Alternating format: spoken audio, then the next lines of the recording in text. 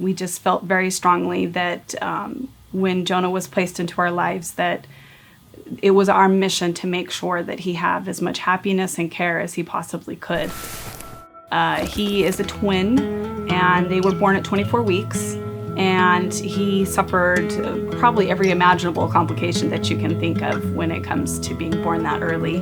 And as a result, we had an idea that we would probably have disability in in his life, but didn't really start knowing the extent of that. He had a spinal surgery last year.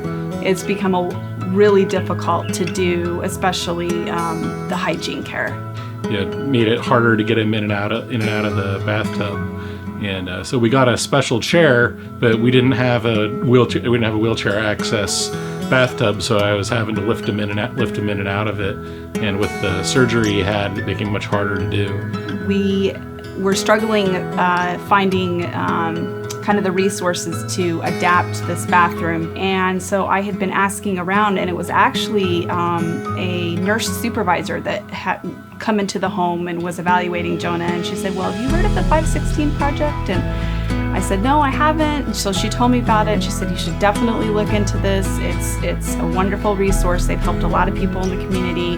When they said they could help us out with modifying the shower, that was a real godsend. Yeah. So they, in addition to doing the shower, they put a much bigger door on it, and they came and they swapped out. We kind of had a large sink in there, and they switched out for a much smaller basin style, and just did a lot of things to the bathroom to make it more usable. He can actually bathe him now without putting himself in harm's way. Wheeling him in and being able to get everybody next to him really makes it easier to care for him. And he's probably getting a cleaner and more efficient bath than he was getting before.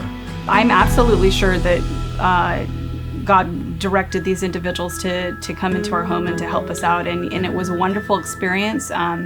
They were kind and generous, and even when they finished the project, the lead contractor asked if he could have a word of prayer, which I wasn't expecting, and it was very tender, to have that, and we were in tears by the end of it.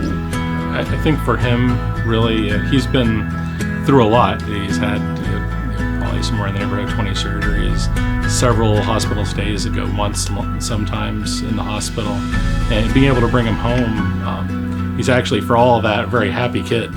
Just such a blessing. It's so incredible. The things he needs, they fall into place when they're needed, and that's truly God's hand.